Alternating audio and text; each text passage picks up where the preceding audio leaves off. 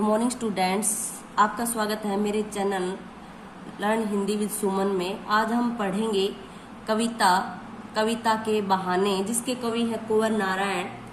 कविता एक उड़ान है चिड़िया के बहाने, कविता की उड़ान भला चिड़िया क्या जाने। बाहर भीतर इस घर उस घर, कविता के पंख लगा उड़ने के माने, चिड़िया क्या जाने। सबसे पहले स्टूडेंट इसका प्रसंग देखिए। प्रस्तुत पद्यांश हिंदी की पाठ्य पुस्तक आरोह भाग 2 में संकलित कविता के बहाने से लिया गया है और इसके कवि कुंवर नारायण जी हैं। यह कविता कुंवर नारायण जी के काव्य संग्रह इन दिनों से ली गई है और इस कविता में कवि ने स्पष्ट किया है कि जो कविता होती है उसके अंदर हम अपार मतलब बहुत सारी संभावनाओं को खोज सकते हैं। अतः यह कहना बिल्कुल भी गलत नहीं होगा कि कविता का अस्तित्व समाप्त हो गया है। व्याख्या देखिए। कविता एक उड़ान है चिड़िया के बहाने। इन पंक्तियों में कवि कुंवर नारायण जी कहते हैं कि कविता की वो शक्ति का वर्णन कर रहे हैं और कहते हैं कि कविता एक उड़ान है।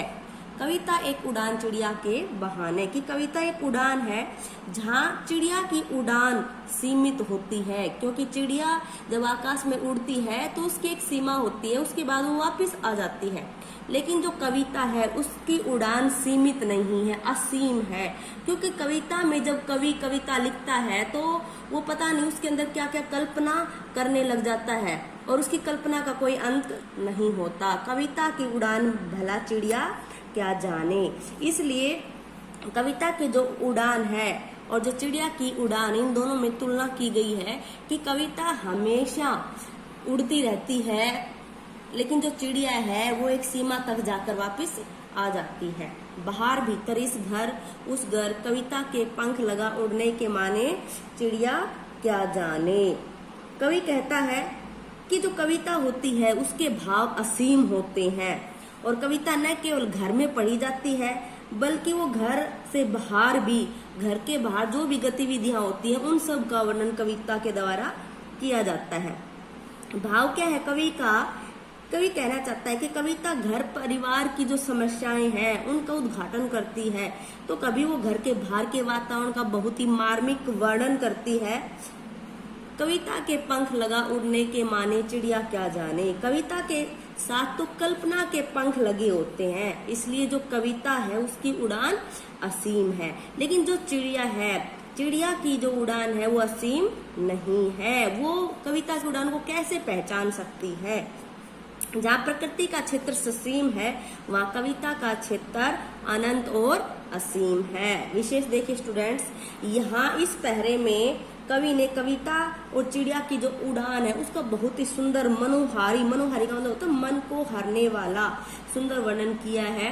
चिड़िया एक सीमित क्षेत्र तक ही उड़ पाती है, परंतु जो कविता है उसकी उड़ान असीमित है। चिड़िया क्या जाने में प्रश्न अलंकार है, क्योंकि यहाँ पे प्रश्न पूछा गया है और कविता के पंख यहाँ पे आरोप लगाया गया है, तो इसमें रूपक अलंकार का प्रयोग हुआ है। बाहर भीतर इस घर में रह की आवृत्ति के कारण अनुप्रास अलंकार है। नेक्स्ट पैरा देखिए स्टूडेंट्स। कविता एक खिलना है फूलों के बहाने, कविता का खिलना भला फूल क्या जाने। बाहर भीतर इस घर उस घर, बिना मुरझाए महकने के माने, फूल क्या जाने। इसके जो शब्दार्थ बहुत आसान है, लेकिन जो महकना है उसका अर्थ होता है सुगंध बिखेरना। जो प्रसंग है वो समान रहेगा। व्याख्या देखिए स्टूडेंट। कवि कहता है कि जो कविता फूलों को देखकर खिलती है, कविता एक खिलना है फूलों के बहाने और उसी को देखकर वो पुष्पित भी होती है। फूलों के समान जो कविता होती है उसके अंदर भी नए नए भाव, नए नए रंग होते हैं। जिस प्रकार फूल में नए नए रंगों के फूल खिलते हैं, उसी प्रकार कविता में भी नए नए भाव, नए नए रंग होते हैं। बाहर भीतर इस घर उस घर, जो कविता है वो बाहर भीतर भी पढ़ी जाती है, परंतु जो फूल है, परंतु फूल कविता के खिलने को ठीक से समझ नहीं पाता, क्योंकि जो फूल है उसका क्षेत्र, फूल क्या जाने, उसका क्षेत्र तो सीमित है। और एक समय ऐसा आता है कि जो फूल है वो खिलकर मुरझाकर झड़ जाता है, लेकिन जो कविता है वो कभी भी मुरझाती नहीं है। कविता अपनी जो सुगंध है वो बाहर भीतर घर और सब जगह अपनी सुगंध को बिखेरती रहती है। बल्कि जो कविता है वो प्रत्येक घर में अपने भाव सौंदर्य को बिखेरती है। बिना मुरझाए महकने के माने फूल क्या जाने। फूल तो केवल इतना जानता है कि बस उसे क्या करनी है, सुगंध उत्पन्न करनी है और चारों तरफ उसको उस सुगंध को बिखेरना है और एक दिन मुरझाकर झड़ जाना है। परंतु जो कविता है वो कभी भी नहीं मुरझाती, उसका अर्थ कभी भी नहीं मुरझाता। जो कविता होती है वो हमेशा अपने भावों से, अपने भावों की जो सुगंध है उसको बिखेरती रहती है और कविता का भाव हमेशा शाश्वत होता है। वह फूल की तरह न तो मुरझाती है और न ही नष्ट होती है, अर्थात वो हमेशा के लिए लोगों को सुगंधित करती रहती है।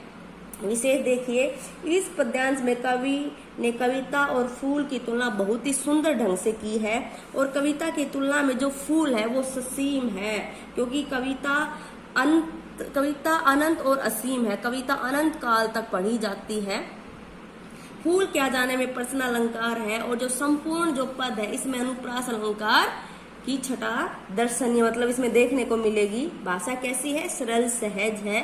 शब्द चयन, मतलब जो शब्दों का यहाँ पे जो चयन किया गया है वो भाव अभिव्यक्ति में सहायक है और यहाँ पे वर्णन किया गया है तो इसमें वर्णात्मक शैली है। नेक्स्ट पैरा देखिए, कविता एक खेल है बच्चों के बहाने बाहर भीतर, यह घर वह घर सब घर एक कर देने के माने बच्चा ही जाने। प्रश्न समान रहेगा।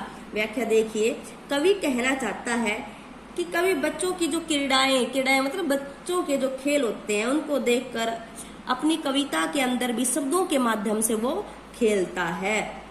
वह अपने शब्दों के माध्यम से नए नए भाव तथा विचारों से खेलता है। जिस प्रकार बच्चा कभी घर में खेलता है, बाहर भीतर यह घर वह घर, कभी घर में खेलता है तो कभी घर से बाहर खेलता है और जो बच्चे कभी भी अपने प्राय की भावना या भेदभाव नहीं करते, उसी प्रकार जो कवि है वो भी अपनी कविता के माध्यम से सभी के भावों का वर्णन करता है। वो घर के अंदर भी घर के बाहर भी सभी का समान रूप से सभी भावों का वर्णन करता है।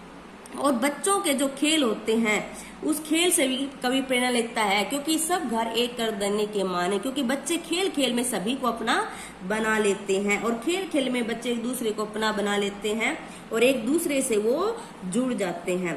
कवि भी बच्चों के समान भार और भीतर अपने मनोभावों का वर्णन कविता के माध्यम से करता है और वह समान भाव से सभी लोगों की जो भावनाएं हैं उनका बहुत ही सूक्ष्म रूप से चित्रण करता है।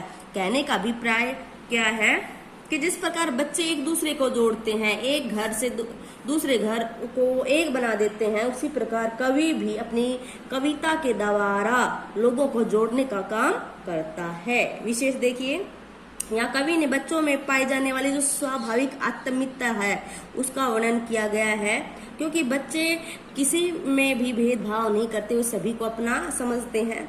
और यहाँ कवि यह भी बात स्पष्ट करना चाहता है कि बच्चे आपस में खेलते हुए जो परायेपन की जो भावना है उसको भूल जाते हैं। और संपूर्ण पद में अनुप्रास अलंकार का बहुत ही सुंदर प्रयोग हुआ है। सब चयन भी बहुत ही सुंदर और सटीक है। भाषा सरल सहज बोधगम्य है और वर्णात्मक शैली का प्रयोग हुआ है। थैंक्स स्टूडेंट्स, मेरे चैनल को सब्सक्राइब कीजिए, लाइक कीजिए और कमेंट्स कीजिए। थैंक्स।